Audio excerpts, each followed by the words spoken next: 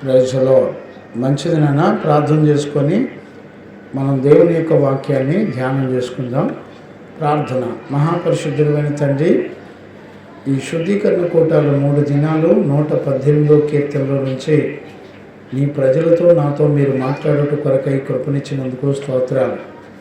ఈరోజు నీ వాక్కును ఆత్మను పంపి నీ ప్రజలతో నాతో మీరు మాట్లాడి మహిమగల నీ రాకడ కొరకు మమ్మల్ని అందరినీ మీరు సిద్ధపరిచినందుకు కృతజ్ఞతాస్తుతులు చెల్లిస్తాం.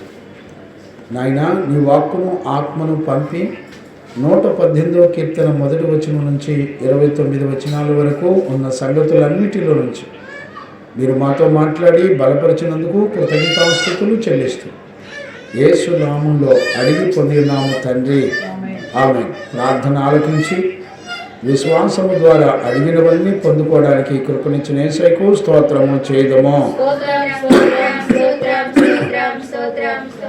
తండ్రి, కుమార, పరిశుద్ధాత్మ దేవునికి స్తోత్రము చేయదము. స్తోత్రం స్తోత్రం స్తోత్రం స్తోత్రం స్తోత్రం స్తోత్రం. ఆమేన్. మంచిదినేనా? మనందరూ కూడా 118 కీర్తనను ఈ శుద్ధీకరణ కోటాల్లో 3 దినాలు 118 కీర్తనను ధ్యానం చేసుకుంటున్నాము. ఇది చాలా చాలా ప్రాముఖ్యమైనటువంటి కీర్తన. మీరందరూ కూడా ఈ కీర్తన 1-2-3 సార్లు చదవండి. ఇది చాలా ఇంపార్టెంట్ కీర్తన. నేటి వరకు మనందరం నేర్చుకున్న కీర్తనలన్నీ కూడా చాలా విలువైన కీర్తనలు. ఏ రోజు కూడా దేవుడు మనతో మాట్లాడకుండా లేడు. నేనేమంటానంటే, దేవుడు మాట్లాడినప్పుడు మనకి జీవం కలుగుతుందని గుర్తుపెట్టుకోండి. మనం చేసే భక్తి ఎప్పుడు కూడా దేవుడు ఎవరో ఎలాంటి వాడో ఎరిగిన వాళ్ళ ఉండి భక్తి చేయాలి. మరలా చెప్తున్నాను, జాగ్రత్తగా అర్థం చేసుకోండి. మనము మన దేవుడు ఎవరో ఏంటో ఎరిగిన వాళ్ళమై ఉండి భక్తి చేయాలి. ఇప్పుడు 118 కీర్తన మనం ఏ స్థితిలో ఉన్నా కూడా దేవుడు ఎలాంటి వాడో మనకి తెలియచేసే కీర్తన. ఇది చాలా అద్భుతమైన కీర్తన. ఈ మొదటి 4 వచనాలు దేవుని ఎందుకు స్తుతించాలో, ఆయన ఎవరో ఏంటో తెలియచేస్తుంది. 5వ వచనం నుండి 18వ వచనం వరకు ఇందులో శ్రమలో ఉన్నటువంటి వారు ఒక గొప్ప ఆదరణ పొందేటువంటి సంగతులను గురించి రాయబడింది. 19వ వచనం నుంచి 27, 28, 29 అంటే కృతజ్ఞతాస్తుతులు ఉన్నాయి. సుమారుగా 27 వరకు యెహోవా చేత విమోచించబడిన వాళ్ళు ఆనందంతో దేవుని ఎలా స్తుతించాలో ఉన్నటువంటి సంగతి. మధ్యలో 22 నుంచి 23, 24, 25 వరకు 26 వరకు యేసు క్రీస్తుని గూర్చినటువంటి మెస్సయానిక్ సాంగ్, అంటే క్రీస్తుని గురించినటువంటి ప్రవచనాలు ఉన్నాయి. ఇది 118 కీర్తన, యేసు క్రీస్తుని గురించి తెలియచేసే కీర్తన కూడా. ఈ 118 కీర్తన అందరూ పాడలేరు. ఈ కీర్తన ఎవరెవరు పాడగలరో 113 కీర్తన నుంచి 118 కీర్తన వరకు ఈ కీర్తన అంతా కూడా హల్లెలూయా సాంగ్. అంటే యూదులు ఏ స్థితిలో ఉన్నా వారందరూ కూడా దేవుని స్తుతించేటువంటి కీర్తనలు ఇవి. ఇందులో ఈ కీర్తన 3 భాగాలు గల ప్రజలు పాడగలరు, అందరూ పాడలేరు. ఈ మెస్సయానిక్ సాంగ్ అందరూ పాడగలిగింది కాదు. ఇది 3 రకాల ప్రజలు సంపూర్ణంగా పాడగలరు. ఎవరెవరు అంటే, 1 దేవుని పిల్లలు పాడగలరు, దేవుని రక్తము చేత కడగబడి పవిత్రపరచబడి పరిశుద్ధులైన వాళ్ళు పాడగలరు. రెండవది శ్రమల్లో నుంచి విమోచించబడిన వాళ్ళు, అంటే దేవుని యొక్క ఉగ్రత రుచి చూసి ఎరిగినటువంటి వాళ్ళు పాడగలరు. అలాగే మూడవ గుంపు ఎవరు పాడగలరంటే శ్రమల నుండి విమోచించబడిన తర్వాత దేవుని ఎంతగానో ఆరాధించి స్తుతించి, అంటే విమోచించబడిన తర్వాత ఆయన చేసిన కార్యాలను బట్టి స్తుతించేవారు పాడగలరు. మూడు గుంపుల వాళ్ళు పాడగలరు. ఒకటి దేవుని పిల్లలు పాడగలరు, రెండవది దేవుని ఉగ్రతను అనుభవిస్తూ విమోచించబడిన వాళ్ళు పాడగలరు, అంటే దేవుని ఉగ్రత రుచి చూసి ఆయన ఎలాంటి దయగలిగిన వాడు ఎరిగిన వాడు పాడగలరు. అలాగే విమోచించబడిన తర్వాత సంతోషించేవారు పాడగలరు. ఈ మూడు గుంపుల వాళ్ళు ఈ 118వ కీర్తన పాడగలరు. అందరూ కాదండి, పాడగలరు. కనుక ఈ 118వ కీర్తన మనం 3 భాగాలుగా చూసాం. వాస్తవానికి 6 భాగాలుగా కూడా డివైడ్ చేయొచ్చు, కానీ మనం 3 భాగాలుగా డివైడ్ చేయొచ్చు. మొదటి 4 వచనాలు ఒక భాగం అయితే దేవుని స్తుతించడం, ఎందుకు స్తుతించాలి అనే విషయాలు ఉంటాయి. అలాగే 5వ వచనం నుంచి 18వ వచనం వరకు దేవుని చేత విమోచించబడిన వారు ఈ ఆయన కార్యాలు చూసి ఆదరణ పొందేటువంటి వారు. నేను మరలా చెప్తున్నాను, జాగ్రత్తగా వినండి. శత్రు చేతిలో ఉన్నప్పుడు ఆయన ఆదరించి మనల్ని విమోచించటం అనేది 5వ వచనం నుండి 18 వరకు ఉంటాయి. 19వ వచనం నుంచి 27 వరకు ఉన్నటువంటి విషయాలన్నీ కూడా మనం జాగ్రత్తగా గ్రహించుకోగలిగితే దేవుని చేతిలో నుంచి లేకపోతే శత్రువు చేతిలో నుంచి విమోచించబడిన వాళ్ళు ఆనందంతో పాడగలిగిన పాట, ఆనందంతో దేవుని స్తుతించగలిగిన విషయాలు ఉంటాయి ఇందులో. 22వ వచనం నుంచి 24, 25, 26 వరకు మెస్సయ్య యొక్క ప్రవచనం, అంటే యేసుక్రీస్తుని గురించినటువంటి ప్రవచనాలు ఉంటాయి. ఇది మొత్తం ఈ 18వ కీర్తనలో మొత్తం 29 కీర్తనలు, 29 వచనాలు ఉన్నాయి. అందులో చివరి 2 వచనాలు దేవుని కృతజ్ఞతాస్తుతులు చెల్లించండి అనేటువంటి విషయాలు ఉన్నాయి. దేవునికి మహిమ కలుగునుగాక. Praise the Lord. నేనేమంటానంటే ఈ 118వ కీర్తనలోకి వెళ్ళే ముందర ఆయన దేవుడు ఎవరో, ఎలాంటి వాడో, మన పట్ల ఆయన సంకల్పం ఏంటో, మన పట్ల ఆయన ఎలా ఉంటాడో, ఆయన గురించి మనకి ఎలా తెలుసుకోవాలో నేను ఒక రిఫరెన్స్ని మీకు కోట్ చేసి తర్వాత 118వ కీర్తనలోకి మనం వెళ్ళి నేర్చుకోవచ్చు. చూడండి నాన్న, హెబ్రీ పత్రిక 12వ అధ్యాయము 5, 6, 7 వచనాలు కూడా మనం చూడవచ్చు. జాగ్రత్తగా ఈ మాటలు వినండి. నేను 118వ కీర్తన చెప్పే ముందర ఈ వచనాలు ఎందుకు జ్ఞాపకం చేస్తున్నాను అనేది మీకు అర్థమవుతుంది. గమనించారా? హెబ్రీ పత్రిక 12వ అధ్యాయము 5, 6, 7 వచనాలు చదువునానా? నా కుమారుడా, ఇప్పుడు జాగ్రత్తగా అర్థం చేసుకోండి.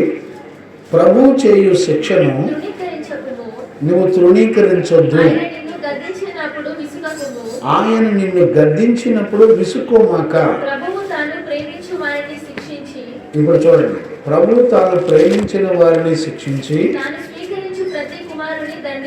తాను స్వీకరించు ప్రతి కుమారుని దండించును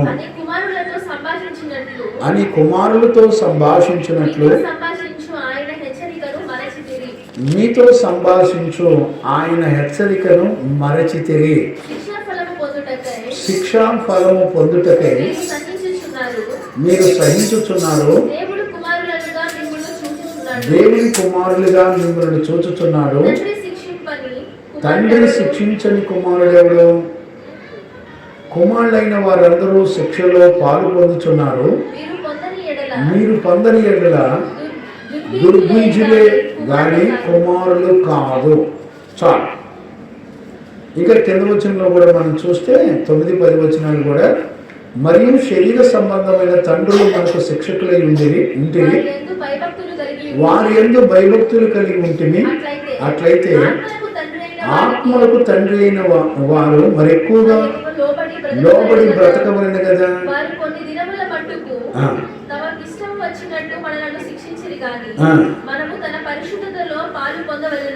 మనము తన పరిశుద్ధతలో పాలు పొందవలెనని మన మేలు కొరకే ఆయన మనలను శిక్షించుచున్నాడు. ఇప్పుడు నేనేమని అడుగుతున్నానంటే, ఈ వాక్యం అర్థం కాకపోతే 118వ కీర్తన మనకు అర్థం కాదు. ఎంతవరకు అర్థమవుతుందంటారు? దేవుణ్ణి మనం ఎలా రిసీవ్ చేసుకుంటున్నాము అని అంటే, దేవుడు మంచివాడు, ఆయన ఎన్ని పాపాలు చేసినా ఆయన ఏమనడు, ఆయన మనల్ని క్షమిస్తాడు, ఆయన మనల్ని ఏమాత్రం కూడా శిక్షించడం, ఆయన ప్రేమిస్తాడు. దేవుడు ఎప్పుడు కూడా ప్రేమిస్తాడు కానీ శిక్షించడం అని తీయటి దుర్బోధలు చెప్పే బోధకులు పిచ్చగా ఉంటారు ఈ లోకంలో. ఆయన తండ్రిని మనం ఆయనకి కుమారులమని, ఆయన శిక్షించని కుమారుడు దుర్బీజుడైపోతాడని దేవుడు మాట్లాడుతున్నాడు. ఈ మాటకి అర్థం ఏంటో కూడా చాలామందికి తెలియదు. ఈరోజు రాత్రి మనకు అర్థం కావాల్సిన విషయం ఏంటంటే, మన తండ్రి ఎవరో ఏంటో మనకు అర్థం కావాలి. మీకు ఆల్రెడీ నిన్న సేవకుల కూటంలో నేను చెప్పాను, క్షమించండి, హెబ్రీ పత్రిక 2వ అధ్యాయము మొదటి 2-3 వచనాలు ఆల్రెడీ నేను మీకు చెప్పాను. ఆ మాట మరలా ఒకసారి గుర్తు చేస్తాను. ఆ మాటలు మీరు జాగ్రత్తగా వినండి. కావున మనము వినిన సంగతులను విడిచిపెట్టి కొట్టుకొని పోకుండాన్నట్లు వాటి యందు మరి విశేష జాగ్రత్త కలవారమై ఉండవలెను. ఎందుకనగా దేవదూతల ద్వారా చూడండి, ప్రతి అతిక్రమమును అవిధేయతయు. ఇప్పుడు చూడండి, ప్రతి పాపము ప్రతి అవిధేయత న్యాయమైన ప్రతిఫలం ఆల్రెడీ పొందుతున్నాము. మనం మన హృదయంలో తలంపుల్లో పాపం చేస్తే దాని ప్రతిఫలం పొందుతున్నాము. భయం ఉందంటే ఎవరికన్నా? దేవుడు అంటే ఎంత సరదాగా తీసుకుంటున్నారంటే అంత సరదాగా తీసుకుంటున్నారు. దేవుడు ఏమనడు, దయగలిగిన వాడు, ప్రేమ కలిగిన వాడు, ఐస్ క్రీమ్ మాటలు, తీయటి మాటలు చెప్పుకొని ఎవరి మట్టుకు వాడే దేవుని భయం లేకుండా బ్రతుకుతున్నారండి. ఈరోజు రాత్రి మనకి ఈ వాక్యం అర్థం కాకపోతే 118వ కీర్తన మనకు అర్థం కాదు. ఎందుకని అంటే, నీ దేవుడు ఎవరో నీకు తెలియాలి, నీ తండ్రి ఎవరో నీకు తెలియాలి, ఆయన ఎలాంటి వాడో నీకు తెలియాలి. తండ్రి చేతిలో శిక్షింపబడని కుమారుడు దుర్బీజుడైపోతాడని చెప్తున్నాడు. ఇప్పుడు దేవుని దగ్గరికి వస్తే దేవుని చేతిలో శిక్షకు గురవ్వాలని వాక్యం చెప్తుంది. తండ్రి నిన్ను శిక్షిస్తాడు.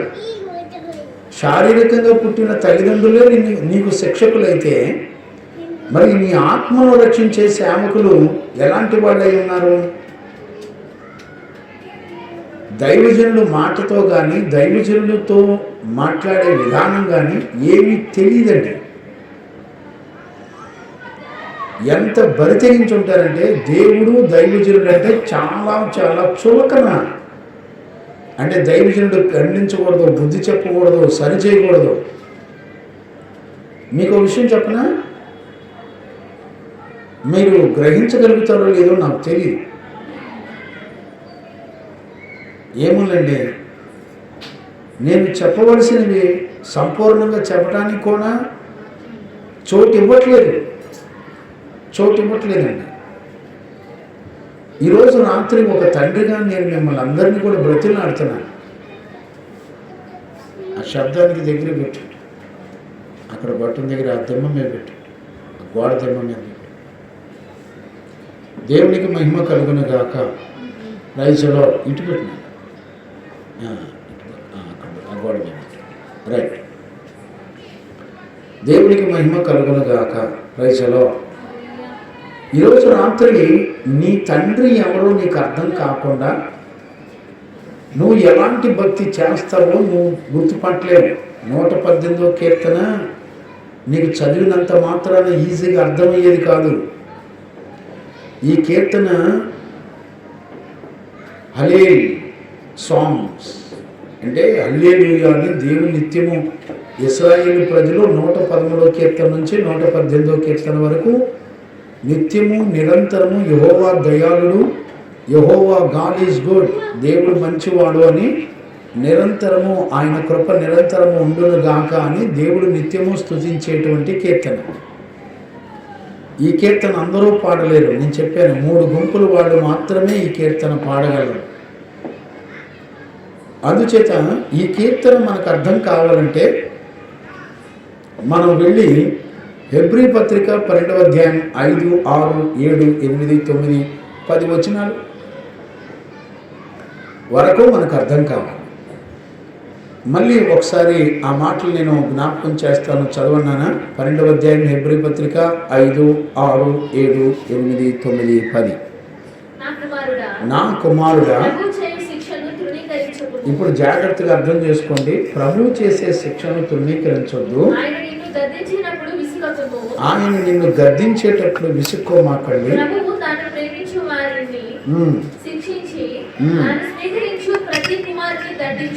ఏంటండి దేవుడు అంటే ఎవరో మనకు అర్థమైందా? ఇప్పుడు 118వ కీర్తన అంతా కూడా బబులోను చేతుల నుంచి దేవుడు విడిపించిన తర్వాత ఇశ్రాయేలీయులు పాడిన పాట అండి. బబులోను చెరలోకి పంపించింది ఎవరు? దేవుడు. ఇప్పుడు మనం ఏం చదువుకుంటున్నాం? నా కుమారుడా, ప్రభువు చేయి శిక్షను నిర్లక్ష్య పెట్టమాక, ఆయన నిన్ను గద్దించినప్పుడు విసుకోమాక. నేనేమంటానంటే దేవుని వాక్యం చేత గద్దించబడినప్పుడు, ఆయన నిన్ను శిక్షకు అప్పగించినప్పుడు, నిన్ను గద్దించినప్పుడు నువ్వు విసుక్కోమాక. ఈరోజు నేను భక్తి కలిగినోడిని, నేను మంచోడిని, నాకు అన్నీ తెలుసు అని అనుకునేవాళ్ళు వాళ్ళ లైఫ్లో ఈ లక్షణాలు ఉండాలి. ఈ లక్షణాలు లేకుండా నువ్వెన్ని అన్ని భాషలు మాట్లాడినా, నువ్వెన్ని కృపావరాలు కలిగి ఉన్నా దేని వలన నువ్వు కాపాడబడలేవు. నేను మీ అందరికీ చెప్పే విషయాన్ని జ్ఞానంగా అర్థం చేసుకోండి. దేవుని చేతికి వచ్చినప్పుడు నువ్వు తప్పు చేస్తే వెంటనే శిక్షిస్తాడనే భయం నీకు ఉండాలి. ఫస్ట్ నీ దేవుడు నిన్ను గద్దిస్తాడని నీకు ఉండాలి ప్రాముఖ్యంగా. ఇప్పుడు సేవకుడు అంటే ఎవరు? ఖండించేవాడు, బుద్ధి చెప్పేవాడు, సరిచేసేవాడు, నీతి యందు శిక్ష చేసేవాడు. 2వ తిమోతి పుస్తకం 3:16లో ఆ మాటలు ఉంటాయి. ఆ మాటలు కూడా మీరు చదవన్నానా? 2వ తిమోతి పుస్తకం 3:16-17. దైవజనుడు సన్నద్ధుడై ప్రతి సత్కార్యమునకు పూర్ణముగా సిద్ధపడి ఉండునట్లు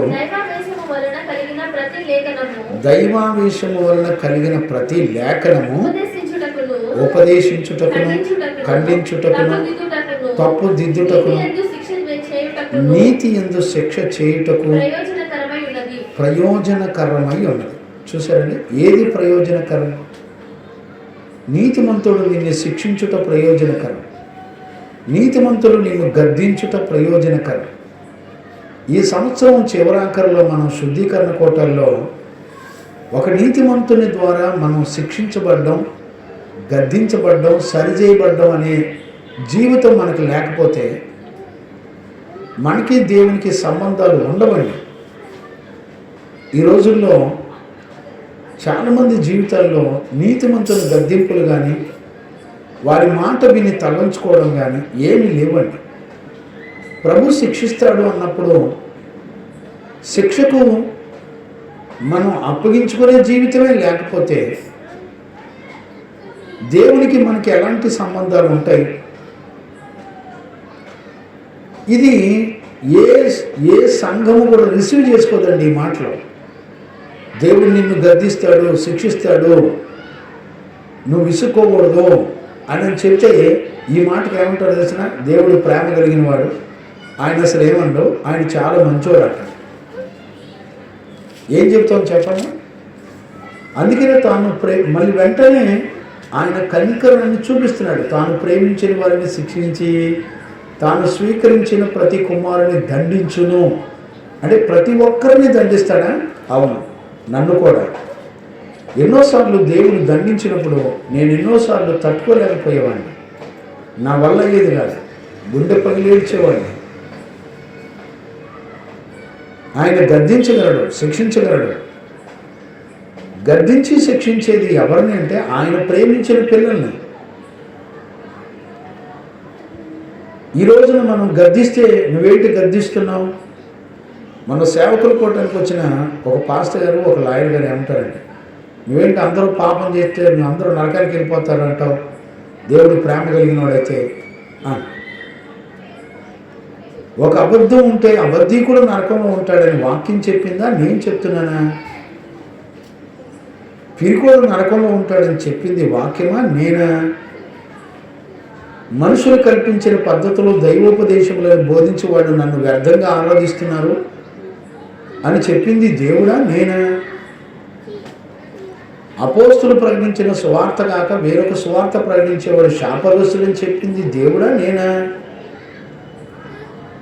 చూసారండి ఎలా తయారవుతున్నారో చూడండి. గ్రహించేవాడు ఎవడు లేడు. దేవుడు చెప్పిన మాటను దేవుడు మాట్లాడుతున్నాడని చెబితే ఒప్పుకోవట్లేదండి. లేదు లేదు మీరు మమ్మల్ని అట్ట అంటున్నారు, ఇట్ట అంటున్నారు. నేనేమని చెప్పానంటే, ఒక లోకం అంతా సంపాదించుకుంటాడు, తన ఆత్మను మాత్రం రక్షించుకోలేదు.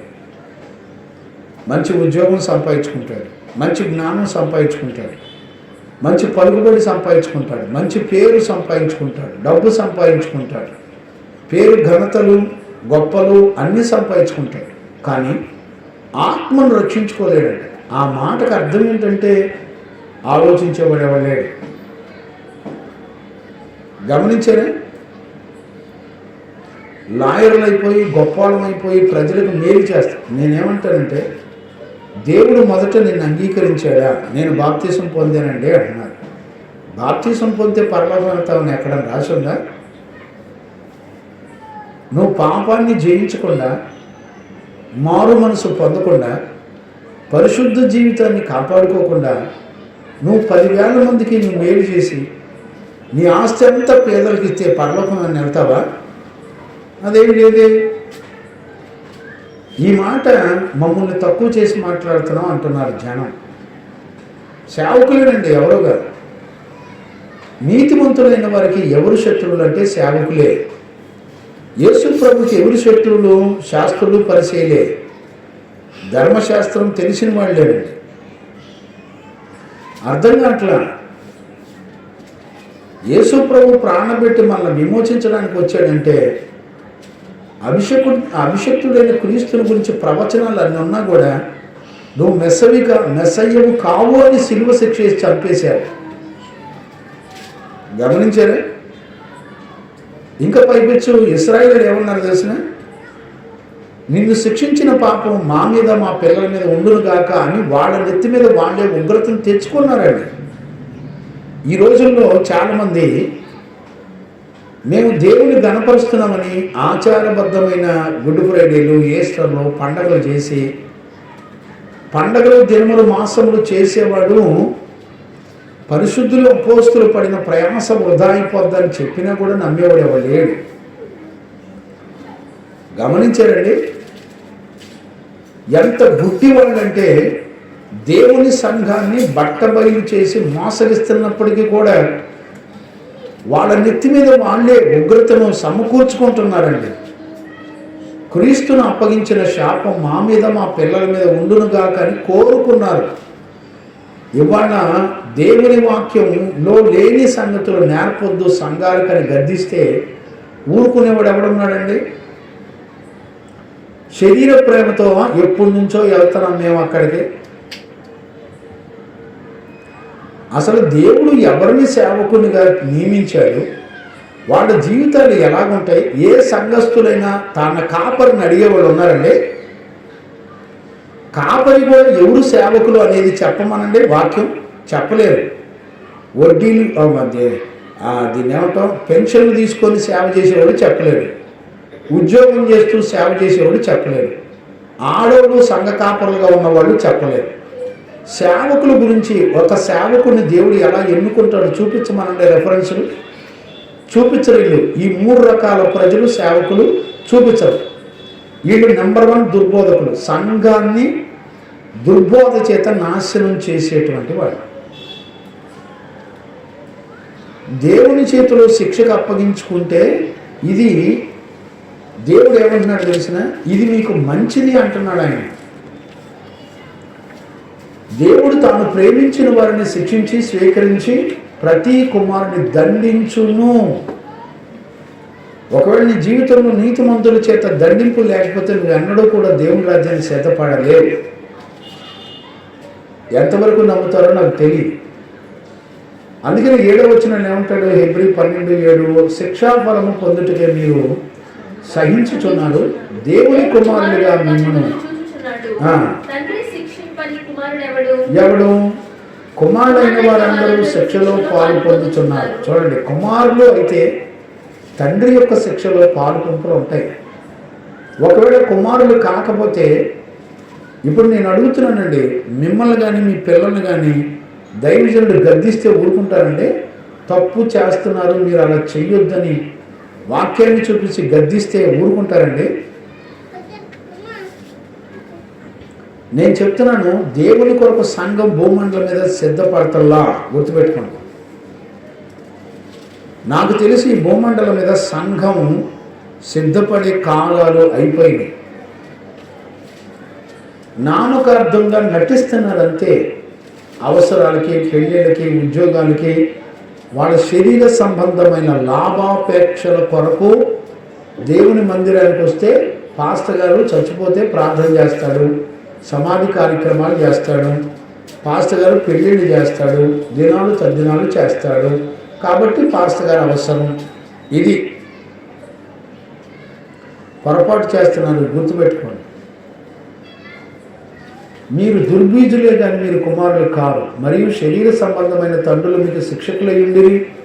చూసారా, శరీర సంబంధమైన తల్లిదండ్రులు మిమ్మల్ని శిక్షిస్తారే.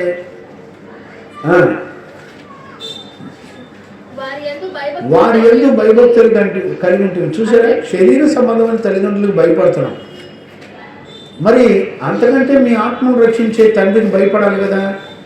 మీకు వాక్యం చెప్పి, మీకు దేవుని నీతిని బోధించి, మిమ్మల్ని పవిత్రులుగా చేసి దేవుని నీతిని నిలబెట్టేవాడికి భయపడాలి కదా. రాజు గారు భయపడతారంటే డబ్బులు ఉన్నవాడు చెబితే భయపడతాం.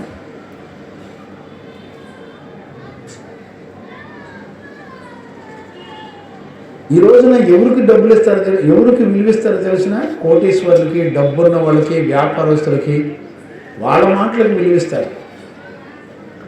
దేవుని మాటలకు విలువ ఎవరో గుర్తుపడుతున్నారా? ఆత్మలకు తండ్రి అయిన మరి వారికి ఎక్కువగా లోబడి బ్రతకవలని కదా. చూడండి, లోబడాలి ప్లస్ బతకాలి. చెప్పిన మాట విని బతికేవాళ్ళు ఉన్నారండి? నాకు తెలియదు. ఇప్పుడు చూడండి, 10వ వచనం ఏమంటుంది? వారు కొన్ని దినముల మట్టుకు తమకు ఇష్టం వచ్చినట్టు మనలను శిక్షించరు కానీ తన పరిశుద్ధతలో పాలు పొందవలెనని. ఇప్పుడు చూడండి, మన మేలు కొరకు దేవుని యొక్క శిక్షలో ఉండాలి. ఒప్పుకునేవాళ్ళు ఎవరు ఉన్నారండి? అంగీకరిస్తారంటే దైవజనుడు ఏమనకూడదు, గర్జించకూడదు, ఖండించకూడదు, తండ్రి తన పిల్లలను శిక్షించినట్టు శిక్షించకూడదు. మరి ఏం చేయాలి? ఏం చేయాలంట? ఈ చిన్న లింక్ కూడా నీకు అర్థం కావట్లేదంటే, నీ దేవుడు ఎవరో నీకు అర్థం కావట్లేదంటే, యు ఆర్ ఏ ఫూల్. నువ్వు ఒక ఫూల్ అవ్వబోతున్నావు. నీ లైఫ్లో నువ్వు ఒక ఫూల్ అవుతావు. ఇప్పుడు 118వ కీర్తనలోకి వస్తే, మన 118వ కీర్తనలో ఒక చక్కటి అనుభవాన్ని మనం చూడొచ్చు. వీళ్ళు బబులోను చెరలో నుండి సుమారుగా క్రీస్తు పూర్వం 530 నుంచి 500 వరకు జరిగినటువంటి పరిస్థితుల్లో రాయబడినటువంటి కీర్తన. ఈ కీర్తన 118వ కీర్తన.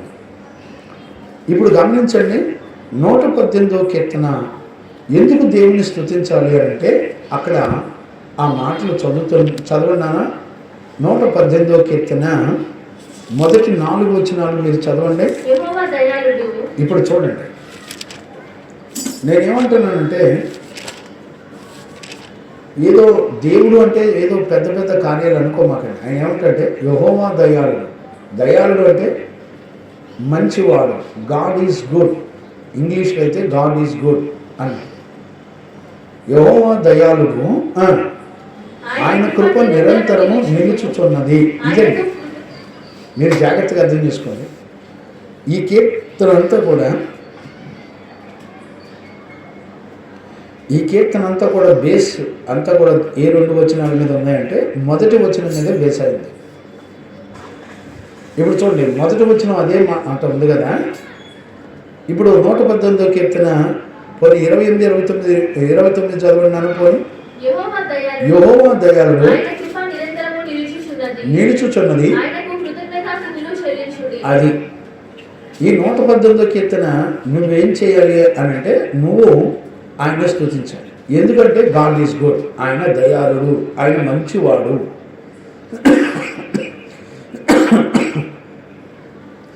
ఆయన మంచివాడు, ఆయన కృప నిరంతరం నిలుచుచున్నది అంటే అందుకని మనం స్తుతించాలి.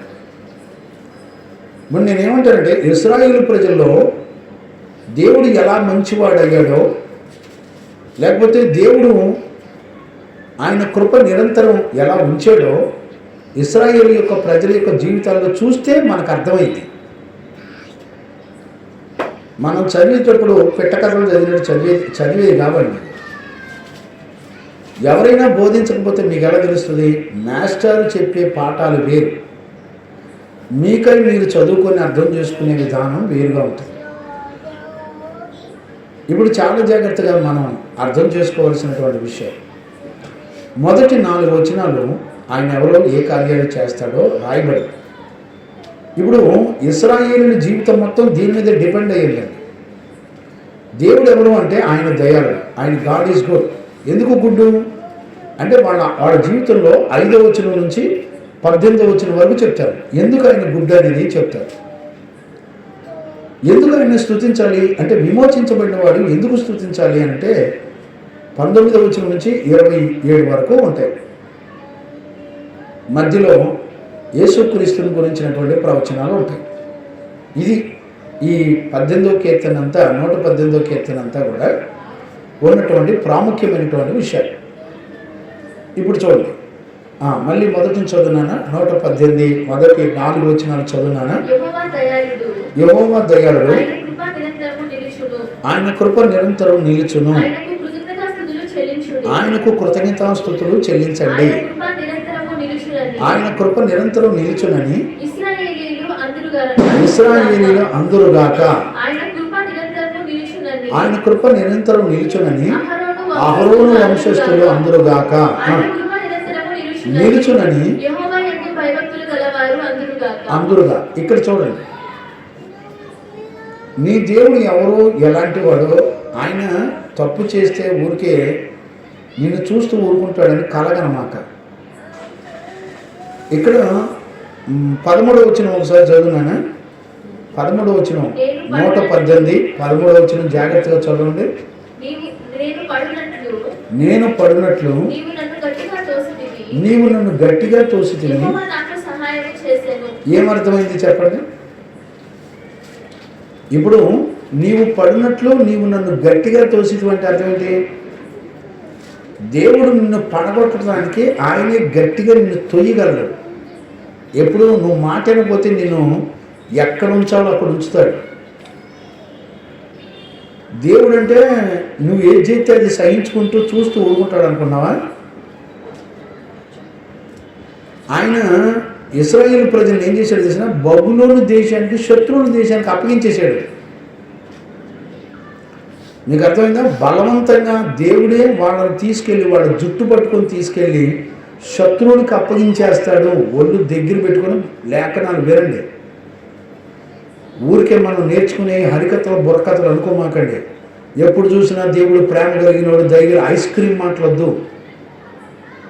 ఆయన ఎవరో ఏంటో తెలుసా నీకు? శత్రు చేతిలోకి నిన్ను బలవంతంగా నెట్టేవాడు ఆయనే. మళ్ళీ నువ్వు శత్రు చేతుల నుంచి విమోచించబడి నిన్ను బయటికి తీసుకొచ్చేది కూడా ఆయనే. ఆయనే నాకు సహాయకుడు చెప్తుంది వాక్యం. బలవంతంగా దేవుడు నెడతాడండి, నెడతాడు. వాక్యం చూపిస్తుంది. వాక్యం నమ్మినోళ్ళు ఉన్నారా? నేను ఒక విషయం చెప్తున్నాను, గుర్తుపెట్టుకోండి. నిన్ను నీ పిల్లల్ని శత్రువు చేతికి అప్పగించే దేవుడే.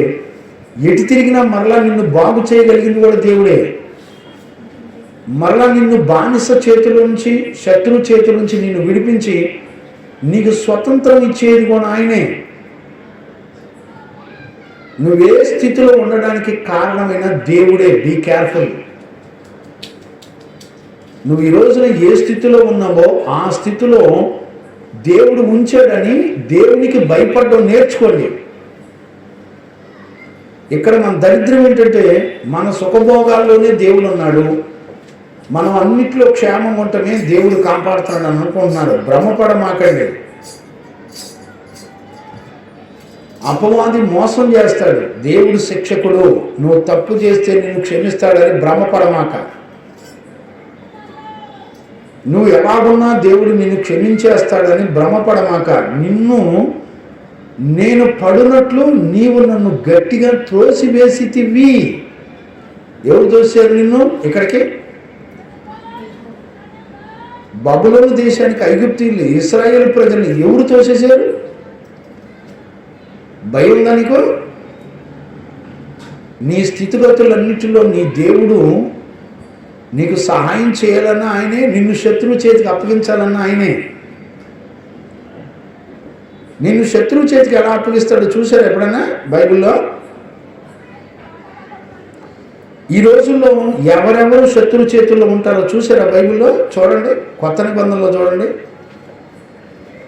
రోమాపత్రిక 1వ అధ్యాయము 22వ వచనం నుంచి చదవండినా. అవివేక హృదయము, వారి అవివేక హృదయం. ఎవరు వారు? పైన చదువుకోండి మీరు.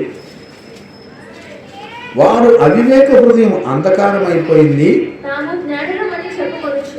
తాము జ్ఞానులమని చెప్పుకొనొచ్చు బుద్ధిహీనులయ్యారు. ఇప్పుడు చూడండి, వారు అక్షయుడకు దేవుని మహిమను. ఇప్పుడు చూడండి, క్షేమకు మనుషుల యొక్కయు, పక్షుల యొక్కయు, చతుష్పాల జంతువుల యొక్కయు, పురుగుల యొక్కయు. ఇప్పుడు చూడండి, ప్రతిమలు అంటే ఏంటి? బొమ్మలుగా మార్చేశారు. సృష్టికర్తని విగ్రహాలుగా మార్చేశారు. అందులో నెంబర్ 1 కిలాడి ఆర్సిఎం. వాళ్ళకి అసలు దేవుని భయం ఉండదు, పాడుండదు. ఇంకా మిగతా వాళ్ళు లేరని కాదులేండి, మిగతా వాళ్ళు బొచ్చిన మంది. భార్య ఒక విగ్రహం, భర్త ఒక విగ్రహం. ఇప్పుడు చూడండి, క్యాలెండర్లో ఇక సొమ్ము ఒకటిది సోకొకటిది లాగా సంఘ పిల్లలు డబ్బులు తీసుకొని క్యాలెండర్ నిండా ఆడి ఫోటో, ఆడి పెళ్ళం ఫోటో, వాడి పిల్లల ఫోటో. దరిద్రపు మంద, దేవుని భయం లేని జనాంగం, అబద్ధ బోధకులు, దుర్బోధకులు. ఇప్పుడు ఈ చిన్న పని ఏంటంటే, అక్షయుడకు దేవుని విగ్రహంలోకి మార్చేస్తే, ప్రతిమా స్వరూపాలుగా బొమ్మలుగా మార్చేస్తే పనిష్మెంట్లు ఏంటో చూడండి. కంటిన్యూ చేయమ్మా. ఏ హేతువు చేత? అక్షయుడు దేవుని ప్రతిమ బొమ్మల రూపంలో యేసు ప్రభు వాక్యము శరీరధారి కృపా సత్య సంపూర్ణుడై ఉన్నాడంటే, ఫోటోలు దిగిన బొమ్మల్ని చూసి ఈయన యేసు ప్రభు అని బరి తెగించి పెట్టుకుంటారు. ఆడు సినిమా యాక్టరు యేసు ప్రభు బొమ్మ వేసుకొని ఫోటో దిగాడు. ఇప్పుడు ఆడు ఫోటో పెట్టుకొని నువ్వు ఇంట్లో పెట్టుకొని యేసు ప్రభు అని దండం పెడతావేంటి? ఈ ఆలస్యంలోకి అసలు ఎవడు చెప్పలేడు ప్రపంచంలో. అదేమంటే డబ్బుతో యెరూషలేము నుంచి, రోమా నుంచి డబ్బులు తెచ్చుకొని పెద్ద పెద్ద మందిరాలు కడతారు. విశ్వాసం ఇచ్చిన సొమ్ముతో మందిరాలు కట్టమని తెలిసింది, విశ్వాసపు మందిరాలు కట్టమని తెలిసింది. గుడ్లు కడుపులో పేగులు బయటకు వస్తాయి ఒక మందిరం కట్టాలంటే. చెత్త మోక భయం లేదు, బరి తెగించి ఉన్నారు. చెప్పేవాళ్ళు ఎలా చెడిపోయినట్టు. మీ ఆత్మలన్నీ దగ్గరుండి నరకాన్ని తీసుకెళ్తున్నారు. మారండి, సరి చేసుకోండి, భయపడండి దేవునికి. ఈ వాక్యాలు చెప్పి నన్ను మహా అయితే కొడతారు, చంపుతారు, అంతకుమించి నన్ను ఏం చేయలేరుగా. ఏం లేదండి, ఒక విగ్రహంలోకి మార్చినందుకు వచ్చిన పనిష్మెంట్లు చూడండి. కంటిన్యూ చేయమ్మా. ఈ హేతువు చేత ఇప్పుడు చూడండి, అక్షయుడు దేవుని చతుష్పాద జంతువులు. ఇప్పుడు కొంతమంది ఉన్నారండి, ఇప్పుడు యవనస్తులంతా మూడో లోకంలో ఉన్నారు. పాముల బొమ్మలు, దేవదూతల బొమ్మలు, మరి ఎక్కడి నుంచి నేర్చుకున్నారు ఈ మంద? ఎక్కడ దెయ్యాలు బట్టి బ్రతుకుతున్నారు యవనస్తులు? ప్రకృతిలో ఉన్న వాటిని చూసి దేవుడి కింద భావించి మొక్కేటువంటి పనికి మన మందలు ఎక్కువైపోయారు. వాళ్ళ చిన్నప్పటి నుంచి తల్లిదండ్రులు శిక్షించేవాళ్ళు లేక బరితెగించారు, తయారయ్యారు. ఇప్పుడు దేవుడు ఏమన్నాడు తెలుసా? కంటిన్యూ చేయమ్మా. ఇప్పుడు చూడండి, వాళ్ళు శరీరాన్ని తీసుకెళ్ళి పరస్పరం అవమానపరుచుకుంటారు అంతే. మనుషుల్లాగా అన్నం కూడు తినరు, ఇంకేదో తింటూ ఉంటారు. భయంకరమైన దినాలండి ఇవి. కంటిన్యూ చేయండి. దేవుడే వారిని అపవిత్రతకు అప్పగించాడు. అట్టివారు దేవుని సత్యమును, ఇప్పుడు దేవుడు సత్యవాక్యం ద్వారా మాట్లాడితే వీళ్ళు ఏమంటారంటే అసత్యానికి మార్చేస్తారు. యేసు ప్రభు మధ్యవర్తి కాదు, అసలు నేనే మధ్యవర్తి. మరి ఎక్కడి అసలు ఆ పదం ఉపయోగించడానికి భయం కూడా ఉండదండి. చదువు. సృష్టికర్తకు ప్రతిగా సృష్టమును పూజించి సేవించిరి. ఆమేన్. ఎందువలన? బొమ్మలుగా సృష్టికర్తను బొమ్మలుగా మార్చుకున్నందుకు. అందువలన దేవుడు తుచ్చమైన అభిలాషలకు వారిని అప్పగించును. వారి స్త్రీలు సైతము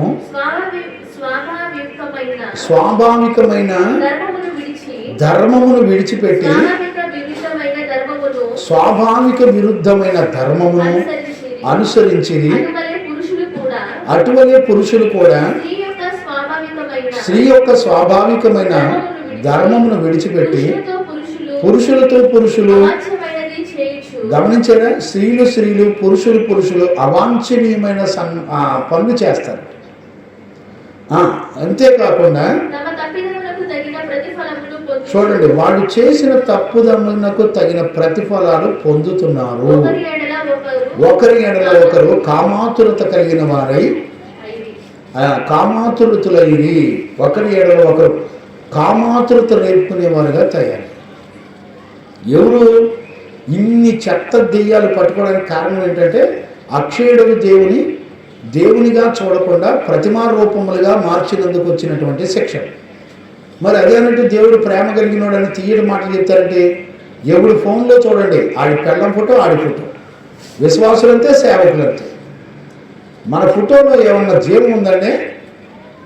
వాక్యం పెట్టుకోలేదు. యేసు రక్తం ప్రతి పాపం నుండి మనల్ని పవిత్రపరచిన వాక్యం పెట్టుకోలేదు. వాక్యం చూసిన ప్రతి ఒక్కరికి మారు మనసు వస్తుందిగా. వాక్యం పెట్టుకోరు. వాడి పెళ్ళం ఫోటోలు, వాడి భార్య ఫోటోలు, వాడి పిల్లల ఫోటోలు, వాళ్ళ మనోరాళ్ల ఫోటోలు, చెత్త ఫోటోలు.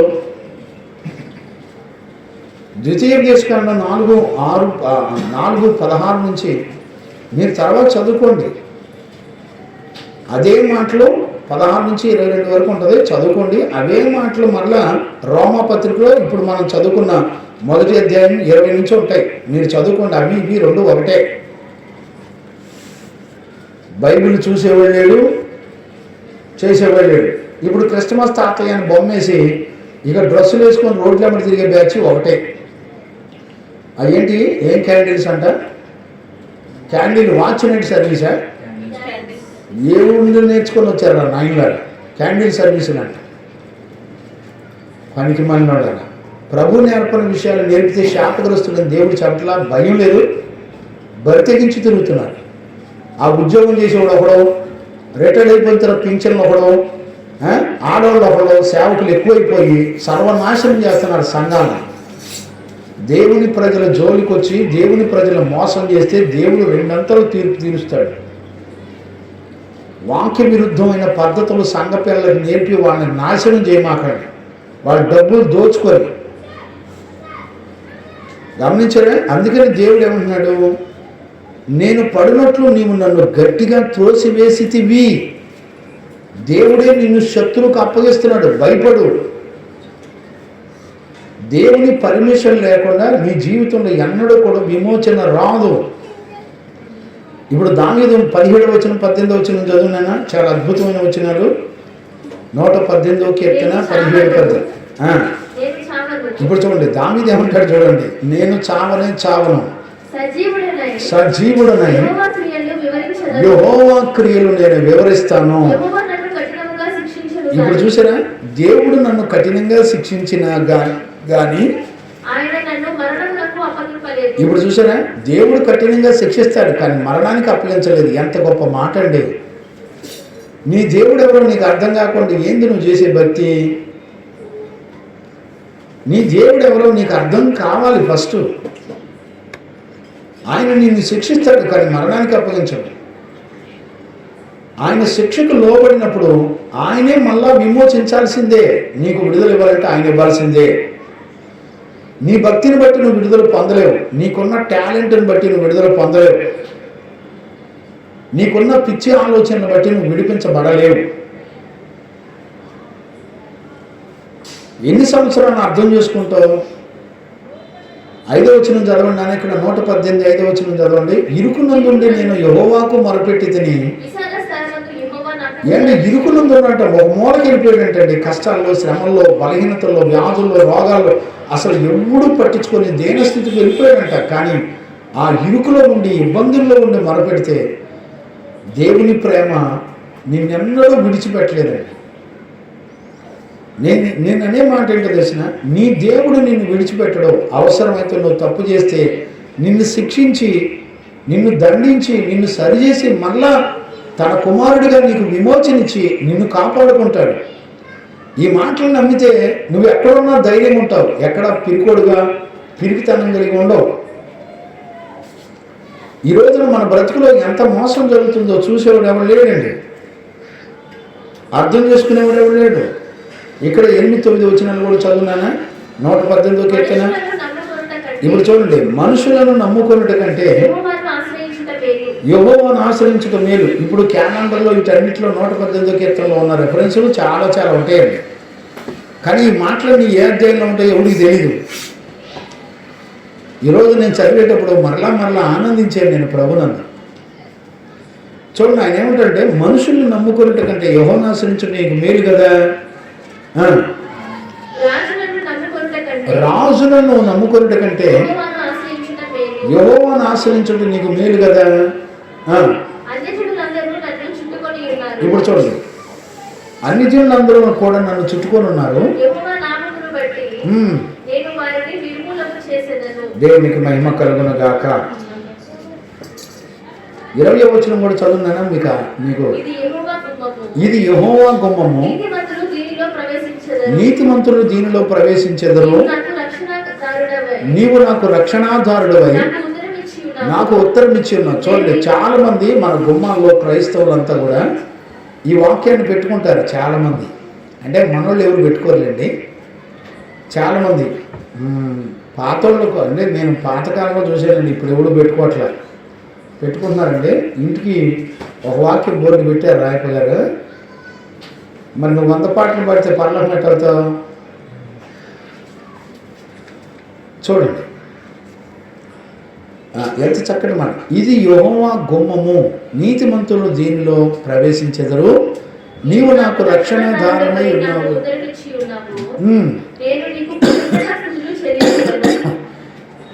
దేవునికి మహిమ కలుగును గాక. ఇది ఎంతో చక్కటి నడకండి నిజంగా. 22 కూడా చదువున్నాను. ఇక్కడి నుంచి 22వ వచనం నుండి యేసుక్రీస్తు యొక్క ప్రవచనాన్ని గురించి మాట్లాడడాన్ని మనం చూడవచ్చు. ఇల్లు కట్టువారు నిషేధించిన రాయి మూలకు తలరాయి ఆయను, అది యెహోవా వలన కలిగి. ఈ మాట ఎక్కడ ఉంటుంది ఏంటి? ఈ మాట ఎక్కడ ఉంటుంది?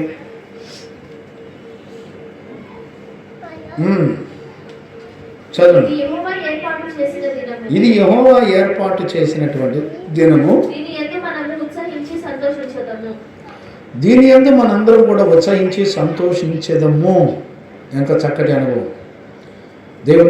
దేవునికి మహిమ కలుగును గాక.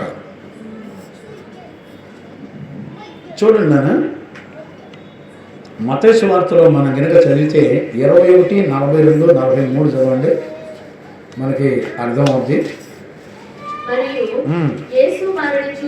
యేసు క్రీస్తు వారిని చూచి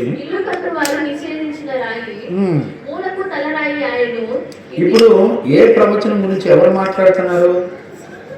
యేసు క్రీస్తే స్వయంగా మాట్లాడుతున్నాడు. గమనించారా? ఏ ప్రవచనం గురించి మాట్లాడుతున్నాడు ఆయన? 118వ కీర్తనలో ఉన్నటువంటి ప్రవచనం గురించే మాట్లాడుతున్నాడు ఆయన. మళ్ళీ చదువునా మాటలు. చూచి ఈ మాట ఎక్కడిది? 118వ కీర్తనలో క్రీస్తు పూర్వం 530 నుంచి 500 లోపు రాయించబడిన ప్రవచనం. ఈ ప్రవచనాన్ని ఎవరైతే మాట్లాడుతున్నారు? యేసుక్రీస్తే స్వయంగా మాట్లాడుతున్నారు. అని దీన్ని బట్టి మనకు అర్థం అవ్వాల్సింది ఏంటి అంటే 118వ కీర్తనలో క్రీస్తుని గురించినటువంటి, మెస్సయ్యను గురించినటువంటి, రాకడ గురించినటువంటి సంగతులను గురించి రాయబడింది. ఆ మాట యేసు ప్రభువే స్వయంగా ఆయన నోటితో చెప్తున్నటువంటి మాట. దేవునికి మహిమ కలుగును గాక. Praise the Lord. అందుకనే ఇశ్రాయేలు ప్రజలంతా కూడా ఎంత చక్కగా దేవుని స్తుతిస్తున్నారు అని అంటే, యెహోవా దయాళుడు అనే మాటకు అర్థం ఏంటి? God is good. ఇప్పుడు ఎజ్రా పుస్తకంలో కూడా మీరు చూడండి, ఎజ్రా పుస్తకం 3వ అధ్యాయం 11వ వచనం కూడా చదవండి నాన్న. ఎజ్రా పుస్తకం 3వ అధ్యాయం 11వ వచనం.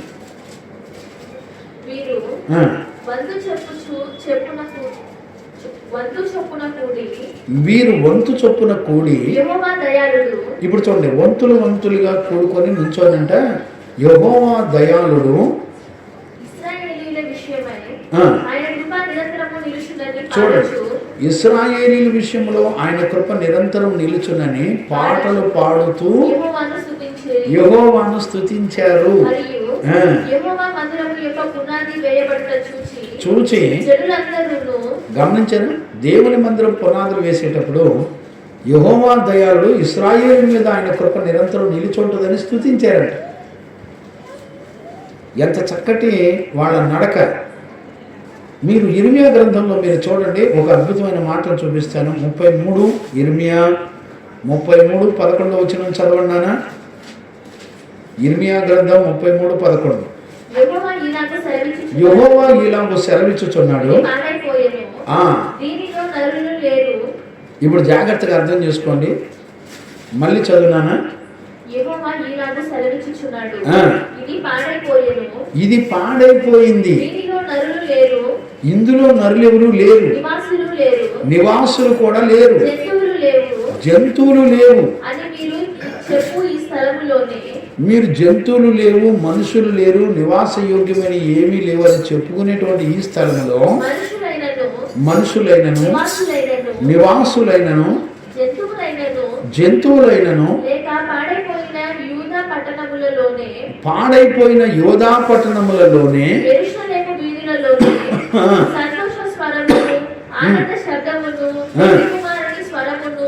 ఆనంద శబ్దమును, సంతోష స్వరమును, పెళ్లి కుమారుని యొక్క స్వరమును యెహోవా మంచివాడు. ఇప్పుడు చూడండి, ఈ అనుభవం ఎంత గొప్పదో చూడండి. అసలు ఏమీ లేవు, జంతువులు లేవు, మనుషులు లేరు, అసలు ఎక్కడ శబ్దం లేదు, అంత నిర్మానుష్యం ఉంది, పాడైపోయింది. పాడైపోయిన దానిలో దేవుడు ఏం చేస్తాడు తెలిసిన? మరలా మనుషుల్ని రప్పిస్తాడు. కొట్టండి, చప్పుడు కొట్టండి గట్టిగా, దేవుడికి మహిమ కలుగును గాక.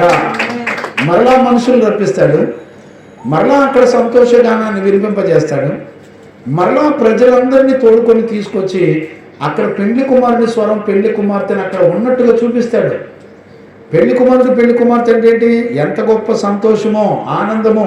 పెళ్లి ఇంట్లో ఎంత ఆనందం ఉంటుందండి చెప్పండి, గమనించారా?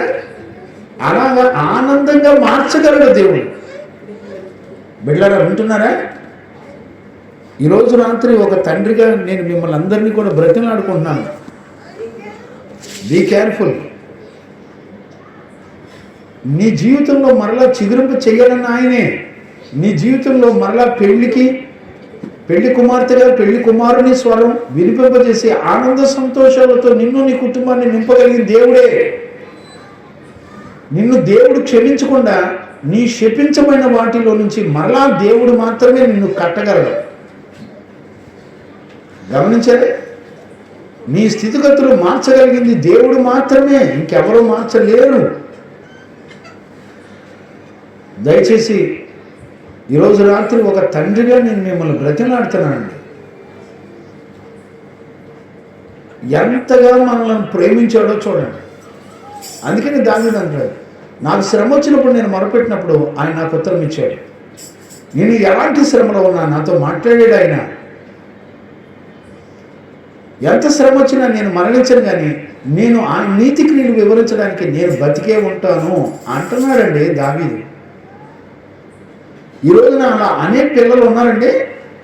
అట్లా అనేక పిల్లలు ఎక్కడ ఉన్నారు చెప్పండి?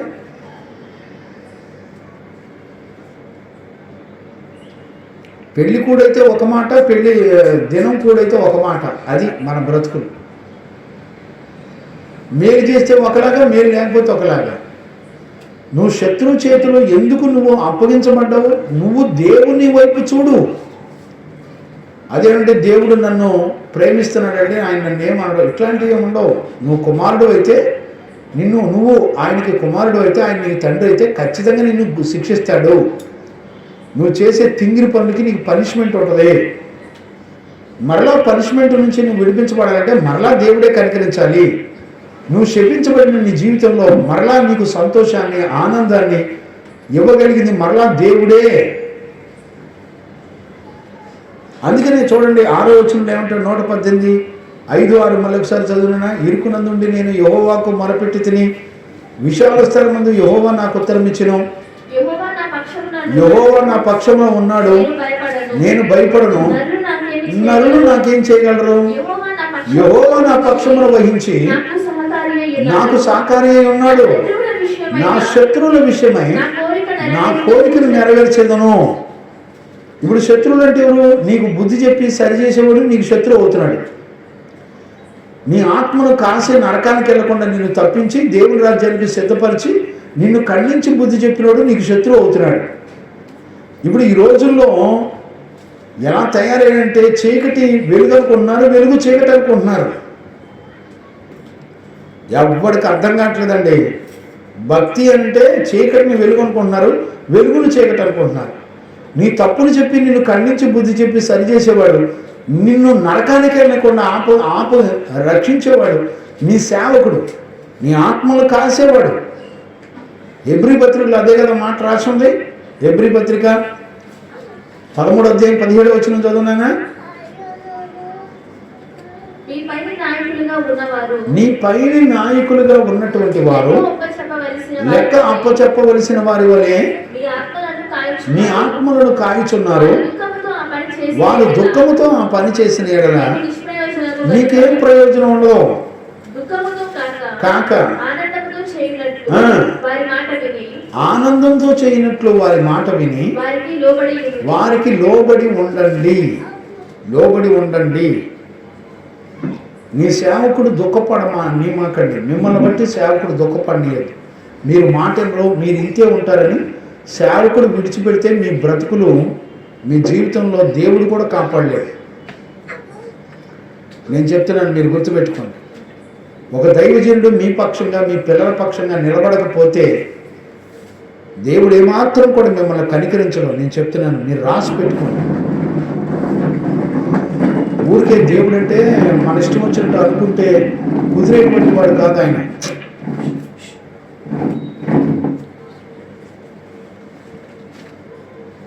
దేవునికి మహిమ కలుగును గాక. Praise the Lord. ఈరోజు రాత్రి ఒక తండ్రిగా నేను మిమ్మల్ని అందరినీ కూడా బ్రతిలాడుకున్నాను. 118వ కీర్తనలో ఎంత అద్భుతమైన నడకుంటుందంటే, ఆయన ఎంత దయగలిగిన వాడు, ఆయన ప్రేమ కలిగిన వాడు, ఆయన కృప ఎంత ఘనమైందో చెప్తాడు. మొదటి 4 వచనాలు, 5వ వచనం నుంచి 18వ వచనం వరకు ఆయన నీ శ్రమలో నిన్ను ఎలా ఆదరిస్తాడో నీకు అర్థమైంది. నువ్వు శ్రమను 19 నుంచి 27 వరకు నువ్వు శ్రమలో నుంచి విడిపించబడినప్పుడు, విమోచించబడిన నువ్వు ఉగ్రత పాలైపోయి దేవుని చేత విమోచించబడిన నువ్వు మానక నిత్యము దేవుని స్తుతిస్తూ ఉంటావు. గమనించారా? ఇలాంటి భాగ్యం నిజంగా ఈ విషయాలు మన పితరులు ఎలా జరిగినాయో చెప్పేదేనండి 119వ కీర్తన. కనుక ఈరోజు రాత్రి ఈ 118లో ఉన్నటువంటి ఇంట్రడక్షన్, అంటే వచనాల్లో ఏమున్నాయి, సందర్భాలు ఏంటి అనే విషయాలు చెప్పుకుంటూ వచ్చాయి. ఈరోజు రాత్రి మనందరం గ్రహించుకొని ఈ సంవత్సరం చివరాఖరిలో దయచేసి మనం శుద్ధీకరించుకోవాలి. నిజంగా దేవుని చేత శిక్షించబడకపోతే మనం దేవుని కుమారులను కాదు. దైవజనుడు నిన్ను గద్దించకపోతే నువ్వెన్నడూ దేవుని బిడ్డవు కాలేవు. ప్లీజ్ దయచేసి ఈరోజు రాత్రి మనల్ని మనం దిద్దుకుందాం. మోకరించండి, ప్రార్థన చేసుకుందాం. స్తోత్రం స్తోత్రం స్తోత్రం స్తోత్రం. మహాపరిశుద్ధుడైన తండ్రి, ఈరోజు రాత్రి నీ వాక్కును ఆత్మను పంపి నీ బిడ్డలతో నాతో ఈ శుద్ధీకరణ కూటాలు మొదటి దినాన్న నీ బిడ్డలతో నాతో మీరు మాట్లాడుతున్నందుకు స్తోత్రాలు. 118వ కీర్తన ఎంత విలువైంది నాన్న. నువ్వు ఒక తండ్రి వల్లే తన పిల్లలు తప్పు చేసినప్పుడు శిక్షించి మరలా విమోచించేటువంటి వాడు. అందుకని నీ పిల్లలు నిన్ను ఎల్లప్పుడూ ఆయన కృప నిరంతరం ఉంటుందని పాడి స్తుతించారు. గాడ్ ఈజ్ గుడ్ అని, ఆయన మంచి దేవుడని, నిన్ను దయాళుడు, ఆయన కనికరం కలిగిరు అని పాడి స్తుతించారు. నాయన, ఈరోజు ఈ వాక్కును పంపి మా అందరి హృదయాలు సరిచేస్తున్నందుకు స్తోత్రాలు. ఈ మొదటి దినాన్న శుద్ధీకరణ కూటాల్లో నీ వాక్కును ఆత్మను పంపి మమ్మల్ని అందరినీ పవిత్రపరిచినందుకు కృతజ్ఞతాస్తుతులు చెల్లిస్తూ యేసు నామములో అడిగి పొందినాము తండ్రి, ఆమేన్. ప్రార్థన ఆలకించి అడిగినవన్నీ విశ్వాసము ద్వారా పొందుకోవడానికి కృపనిచ్చిన యేసయ్యకు స్తోత్రము చేయుదుము. స్తోత్రం స్తోత్రం స్తోత్రం స్తోత్రం స్తోత్రం స్తోత్రం. తండ్రి, కుమార, పరిశుద్ధాత్మ దేవునికి స్తోత్రము చేయుదుము. స్తోత్రం స్తోత్రం స్తోత్రం స్తోత్రం స్తోత్రం. ఆమేన్. మన తండ్రి అయిన దేవుని నుండి, మన ప్రభు అయిన యేసుక్రీస్తు నుండి, పరిశుద్ధాత్మని యొక్క అన్యోన్య సహవాసము, సన్నిధి, సమాధానం విశ్వసించిన బిడ్డలకును సకల పరిశుద్ధులకును యేసయ్య కృపా సమాధానము మనందరికీ తోడైండి నడిపించునుగాక. ఆమేన్. హల్లెలూయా హల్లెలూయా హల్లెలూయా. అందరికీ వందనాలు.